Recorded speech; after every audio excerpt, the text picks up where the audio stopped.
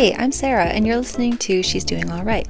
This is a place for advice, encouragement, and personal stories for women in all stages of life. Whether you're figuring out your career, dealing with mental health, or experiencing postpartum motherhood, this is a space for you to be recognized. There's so much to compare ourselves to, and it can be really hard navigating it all. So I'm here to remind you that while the goal is to be thriving, it's okay if we are just doing all right for now. Thanks for being here, and without further ado, let's get into it. Hello. Welcome back to another episode of She's Doing All Right. My name's Sarah. I'm your host. This has been a little while coming. I've actually re-recorded this a few times and I'm just not happy with it. And I've realized I'm just going to record it one more time and send it out to the universe, and we're just going to go. Because I've got a lot of practice recording things and I don't have a lot of practice in publishing things. And when life comes down to it, it's all about the reps. You don't build muscles unless you're doing the reps, and you don't get better at posting podcast episodes and hearing your voice for 20 minutes without posting them and doing the reps.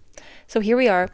I am going to talk a little bit about social media this week because I have cut it out for the month.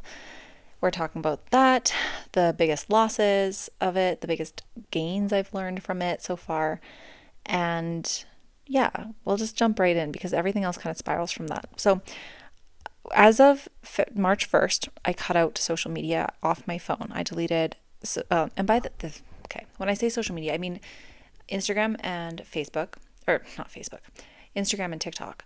Those were my two favorites. I'm actually surprisingly not really missing TikTok as much. I'll get into that. I'm getting ahead of myself. I did delete Facebook as well because it is like it's not my gateway, but it's like I log into it just for fun, just because I have nothing else to do, you know?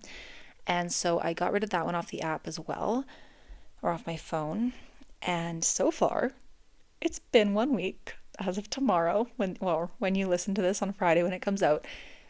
I am shocked at how much extra time I have and just how slow time is going. I really didn't realize how much I actually love listening to my friends' stories and keeping up on everything. So anyway, again, I'm getting ahead of myself. Okay, so why am I taking this little break? I'm taking it for a full month, and to be fully honest with you, I'm taking it because in February I was watching a bunch of astrology videos that was basically saying shit's going to be insane in March. Emotions are going to be high. People are going to be insanely volatile when it comes to communication. If you already have triggers, avoid them because most likely they're going to be flared up. Dreams are going to be insane and intense, and emotions are going to be intense. I think I said that already. So anyway, the astrology was just kind of whack anyway. And then I know myself, and I'm not a hater, but I love a good hate comment. And that sounds really bad. Don't worry, I delete them always. Sometimes I type it out and I don't actually post it. But when people are so dumb, I love posting back to them. And I troll the trolls. But that is a very slippery slope. And it's also not the best use of my time or mental energy. So I was like, okay, listen, if my emotions are going to be intense and my kids are my triggers, which if you're a parent, you know, when they trigger me and I get frustrated or overwhelmed, I go into my phone. So then I'm now in social media where it's just one little post with no context, one comment that I think is stupid, and all of a sudden, there we go. Let's let go of all my what am I trying to think of? All my frustration, all my anger, anything like that. I take it out on some random person. And then, like I said, I delete the comment. Most of the time, people don't even see it because I delete it. And I often will block them right away, too, so they can't see anything else. Because I'm like, no, clearly I'm not a good match for you. We should not be profiling together. So anyway, that's a little bit of a long-winded way of saying I'm off social media for 1 month. And yeah, it had to do with astrology. The other part of that was that I wanted just to kind of this year is very much about observing for me. I wanted to observe my habits, and then as I'm recognizing patterns, change them. I personally feel like March is the real new year. I feel like that spring equinox is the best time to start something new rather than starting in January, which is like the dead of winter. Who's doing that? Like, why are we trying to start in this? This is a terrible idea. So March was a good time for me just to go silent. So let's move into what my biggest loss is in 1 week of no social media. The biggest loss by far has been connections with friends. I keep up with so many of my friends' lives through social media, through stories, through their videos that they post. I love supporting their work that they post. I love engaging with it. We're always in the DMs or comment sections, like communicating back and forth. I have so many friends that just are very busy lives, and we don't always have time to get together or even like a phone call. Like, people are busy. I'm busy. My kids don't like it when I'm on my phone, like especially a phone call. If they can hear me talking to somebody else, they're going to be louder than they have ever been before.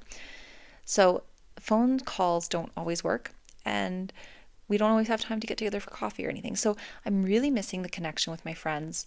And right now, one of my not colleagues, but acquaintances, Rebecca J, I think her name is on Instagram, Miss Rebecca J. She is traveling across Canada by train, and I have been so excited to watch her stories.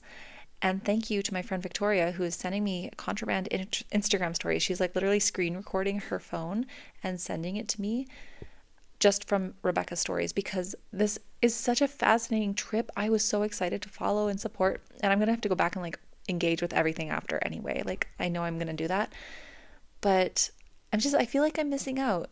And honestly, when I come down to it, like, that's a big emotion I think I'm feeling, is that fear of missing out and feeling like people are having fun without me.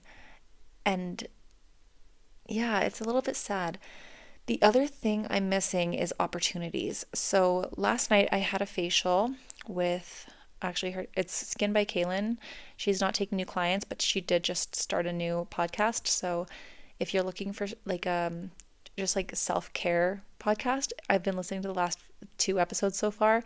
She's got 4. I think it's Kaylin's Care Collective. Go check it out. I'll try to remember to link it. It's really great.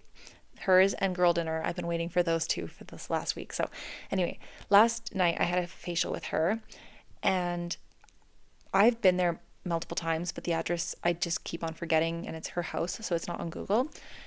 So I had to log into Instagram DMs to see what the address was, which I do this every single time I go to her house for an appointment. I like scroll all the way back to the very first DM where she sent me this address, which is like 6 months ago, 8 months ago. So anyway, I logged in, went right to my messages, scrolled past and like found hers. We went into it. I got the information I needed, but I could not escape without noticing that I had 9 unread messages, at least one of which was from a branding opportunity, and I only caught like the name of it, so I know it was like a networking opportunity. And I just, that one is eating me up. I really like, I don't know if I'll go a day without thinking about it, because I will respond in April and I will ask them if they have any more opportunities, and it'll be great. But I feel so like I feel like I'm missing out on that. And then another message that I'd seen, and I didn't open any of these, but somebody had said, just the last video you posted on TikTok. What do I do with that information? I don't know what she's referencing. Well, I know the video she's referencing, but I'm guessing that there was another text before that. So I'm seeing the first line of that text, and that line says, just the last video that you posted on TikTok. And I have to go a whole month with not knowing what the context was. I feel something about that. Anyway, I also had quite a lot of notifications. I had some new followers. I always like to go check them out. And if they're totally honest, if they are somebody that's just like a scammy looking brand, or if it's somebody's profile that I'm like, oh, we do not align here. Typically, if it's like a guy that I'm like, you're not here for good reasons, I block all of them. I'm less focused on followers and more focused on building a good community of people, of authentic people who want to be there and want to support mental health and women and life in Calgary, etc. So anyway, really missing out on opportunities. And then the big one I'm noticing for Instagram is that I miss the connections on Instagram, but TikTok is what I meant to say. I'm really missing education. I didn't realize how much information I gain from TikTok. A lot of my stories, like I usually will research something. So if there's a story that comes up on my page or my For You page or whatever, I will listen to it, read it, look at the comments, and then if it's really intriguing me and it's something that I feel like I would talk on, I go ahead and I like exit TikTok and I start researching different articles and like looking around and trying to figure out what's the root of it all. And that was fun for me, but it's definitely time consuming and I'm really missing it. I miss like the researchy aspect and I miss the information that I was getting from it and the education. But the thing is, you don't know what you don't know. I keep on coming back to that line. And I think that's why I love TikTok so much, is that it's telling me all of these things that I don't know. I'm an Aquarius. We freaking love information. We are the sign that we're the water bearers. So we go to the well, we bring up the water, and then we go and give this water to everybody else. And that is like the knowledge, right? So we're going out, we're getting all this information, random bits of it, and we go give our bits of information to everybody and share that knowledge. Pretty much every Aquarius I know about that, or we are all like that. Like we might not have the right information, but whatever we have, we're gonna tell you. I love learning, and so that's tough. The last thing I'm noticing is my screen time. Like I really do miss having an option to just chill out and think about something else. So I typically am on my phone the most when I'm feeding my daughter at night before bed, or like I'm putting her to bed. And I don't have an outlet for that right now. I've just been playing word games. So that brings me into my biggest gain, is that I've had more time to do things that get me like feeling a little bit smarter. My friend Simone told me about the New York Times Games app, so I've downloaded that. Turns out I am terrible at that connections game. If you're familiar with it, you get like 16 words and you're supposed to turn them into 4 groups of 4. And I have been, by luck, getting 1 group of 4 with every game. And then the rest of them, I'm like, I have no idea how these are connected. And when they explain to me, I'm like, oh my gosh, that's so obvious. So hopefully by the end of the month, I'm better at that. I've also been playing this thing called cryptograms, which is like every letter has a number essentially, and you have to fill in the quotes.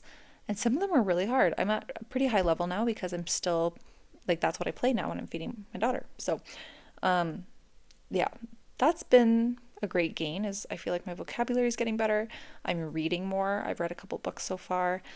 I'm giving more time to my kids. And also, when I'm bored, I am, letting myself be bored. Like, my brain has time to be bored. But when I am bored, instead of grabbing my phone and looking for something through there, I'm actually grabbing my notebook and I'm jotting down ideas, or I'm sitting with my son and just asking him questions and like giving him full on one-on-one time.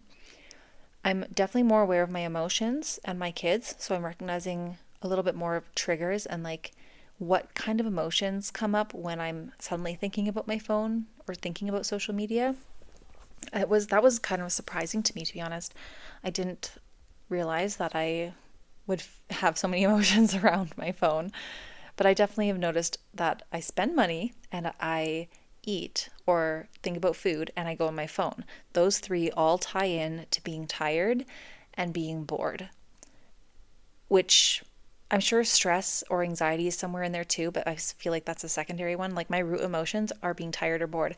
So my solutions to that have been trying to get more sleep and prioritize my sleep, listen to my body, and also do more stuff. I've come to this brutal conclusion that in order to do this, my goal is to get myself to have a more interesting life than my phone. Or a better way of saying that, I guess, would be like make my phone more boring than my life. And when I think of how boring my life is sometimes, I'm like, oh my gosh, like I have to delete everything off my phone. Do you know how often I'm checking my emails? Like I am logging into, or like opening the email app. Oof, I don't even want to check the time on my phone, but probably a modest estimate will be like 56 times today. There's not new emails. My email inbox, it's pretty chill. They come in the morning, I sort through everything, and then it's done. And I'm just tapping that just to get like the new dopamine thing. So that has been Yeah. The last gain has been a cleaner house. My house has been a lot more clean because, again, I'm bored and I'm not entertaining myself on my phone. I'm just like, okay, well, I have nothing else to do. So I'll put on YouTube, I'll put on TED Talks, or I will listen to a podcast and then start cleaning. Or I'll just hang out with my kids. Like today, I brought my son, while my daughter napped. My son and I went ahead and we did a whole bunch of cleaning, and it was great. And we hung out together. The biggest thing that I've noticed so far, like I mentioned the emotions about it earlier, the biggest thing I'm noticing is this quote that keeps coming back to mind from a podcast I listened to over a year ago. It was about moms and screen time and how it's actually kind of damaging to your kids to watch moms be on your phone all day.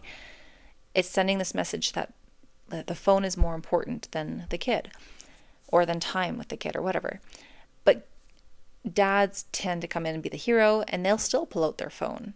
But dads are on their phone at work as well. So the whole podcast thing was saying, like, her whole sentence that has stuck with me for a year and a half at this point. She said, dads pick up the phone to disconnect, and moms pick up the phone to connect.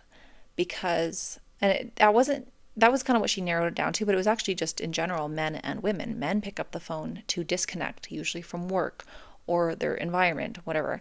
Women, although it seems like we're picking up our phone to disconnect from our environment, kids, chores, work, whatever, we are actually picking up our phones to connect with community. Men don't typically have that community in their phone, or if they do, I don't know many. My husband isn't really on social media, and he does not, he even said the other day, he's like, yeah, I totally pick up my phone to check out from work or check out from the kids and everything. Whereas for me, I've always picked up my phone to connect with friends on social media, check in on my friends. Like, I have so many people that I've never met in real life, and we are mutuals on TikTok especially, but even on Instagram. I personally like type in, or purposefully type in, their name to go check in and see if they've uploaded anything else. I notice when they're not consistently posting, and I'll send a DM. Like, I don't think it's a parasocial relationship in that sense, because I feel like those can be pretty intense, because we do have conversations back and forth. Like, these are people that if I was to ever see them or be in the same city as them, I would go out of my way to make sure that we can meet up if they were up for that. But yeah, so I guess the biggest thing I'm really missing is a little bit of loneliness. I haven't felt the loneliness as much yet, but I do feel like it's gonna hit later. Like, we're only 1 week into this, And I'm not really missing the apps themselves. I am missing the community. When all of this started, I guess a week ago, I deleted the apps, and then I realized I needed to check in on something on Marketplace that I had posted, and I had to respond to something. So I went online, like on my computer, I went on Facebook and immediately started scrolling, which I don't want to do. Like, I don't like Facebook. But so that was the very first recognition of like, oh, like, no, this is good. This is needed because this is hard. And I can totally feel like I'm going after a dopamine hit right now. So I clicked into my own profile just to be like, okay, at least be in your own profile, clean up anything. I like to go through and just like wipe all the memories because those are traumatic as hell. I absolutely hate 2011 me, and I really wish she did not have access to a computer, or public computer at the very least. So I found some old videos and photos of myself from 2010, and I was 16, but I was a very sheltered 16-year-old. And so, funny enough, going off of social media has made me, well, it drove me into the depths of my social media and the archives. And it made me realize that I owe my younger self something, and I also then owe my older self something. So, looking at photos of younger me, I can see we had this one really fun photo shoot, and I can see in all the photos I'm having fun, but I'm insecure. And it's not that I was hiding myself. Like, I remember that photo shoot so vividly. It was just me and my sister and my friends. And our one friend was a photographer. So we're just being goofy and silly and like pretending we don't care about anything else, even though we all did. And in those photos, maybe it's just because I'm looking at a younger version of me, but I'm like, that was basically 16 years ago, which is crazy. I was so insecure with how I looked. And to be honest, rightfully so. Like, I was awkward looking, very awkward looking. I owe my younger self a lot of compassion for the insecurities. One of the thing I noticed was in those pictures and in the videos I was watching, I have acne marks like identical to where I have them right now. And my skin's been doing pretty good, but it just so happened that right now and back then, same spots. And I'm not insecure about my skin anymore, but it's definitely like an annoyance, I guess, at times. I honestly don't really think about it too often until I see a photo or until I'm like expected to look really good, in which case I'm sure I look fine, but I just don't feel it. So I owe myself a lot of compassion, and I'm trying to give that to myself now and being like, hey, you don't know what you don't know. Like back to that initial phrase. No, I didn't know at 16 what I had never been taught. How could I? And now again, I can still learn. The difference is that I have opportunities to learn and I have a slight more inkling of what I don't know, so I can actually like tailor those searches a little bit more. The other thing I owe it to myself to be is confident and to make better choices for myself. And so, kind of following in that, like, I really wish I could go back and give younger me just some confidence, even changing your hairstyle a little bit. Maybe learn it, like watch a YouTube video on how to be pretty, like how to be pretty, honestly. Like that tagline sounds superficial, but most of those videos were what I watched in my 20s, which was what taught me confidence. My better choices would have involved sleep and boundary setting. And then I was thinking, okay, what do I owe future me? Like if I'm in 36 or in 16 years, I'll be what, like 48, which feels old now, but so young on the other side of it. Like 48, I'm going to have an 18 or 19-year-old, and my life still feels like it's going to be starting fresh, to be honest. Like I've always been excited to be 30 and over. So it feels like my life has just recently started 2 years ago and I'm a brand new baby ready to step into the world. So at 48, I'm finally going to be a teenager, 18, legal, ready to go flash my tits to everybody or whatever I want to do. So I feel, okay, that was an ironic thing to say on the topic of making better choices. I probably will not be the person lifting my shirt. Anyway, I'm on a spiral. I owe my future self better sleep. That is what it comes down to. Better sleep and really focusing on what my entire theme of this year, which is just like prioritizing my energy and being really intentional. My word of the year is intentional. And I think the more I'm delving into this and the more I'm spending time with myself, I am so happy I chose that word because I need to be intentional with my sleep, my time, my energy, and my money. Those were the 4 pillars that I kind of set that up with. And they all lead into one another. Like, if I think of those as the 4 pillars of a house, I cannot have a balanced house while dropping any of those things. And so, as soon as one thing is off balance, everything's sliding around, everything's feeling out of whack, right? So, really have been prioritizing the better sleep. I got myself a red light therapy mask off of Amazon. I did do research to try to make sure it was like the right, what's the word? Nano something. Nano lights? I don't know. Anyway, I think I got the right one, but it was $131 and the rest of them go for about $400. So jury's out if I've been duped. I'll let you know. I'll keep you posted. As of right now, I've been using it every single night for about a week, and I feel like there's been good results. Like my esthetician last night, she said that my skin's looking fantastic. Well, she didn't say fantastic, but next time she's going to say fantastic because I'll be using this even more. Yeah, so I'm thinking that it's a good thing. It's been helping my sleep because I go to bed, sit there with a spooky mask on, read my books, do it for about 20 to 30 minutes, and then I pass out. I take my Array sleep pills. They help, and then they help until my kids wake me up. And then I mouth tape, which I got off of Amazon. And I'm trying to find a Canadian version, ideally local. I really want to stop shipping stuff. Like if I can buy something in store in Calgary, that would be the dream. I want to have like all my little shops, bring back Pride and Prejudice era, take your basket to the streets and find what you need. So that's my goal. And that's all I have for this week. that was 1 week without social media. I'm losing my mind, but also probably gaining my soul back. And so this will be fun.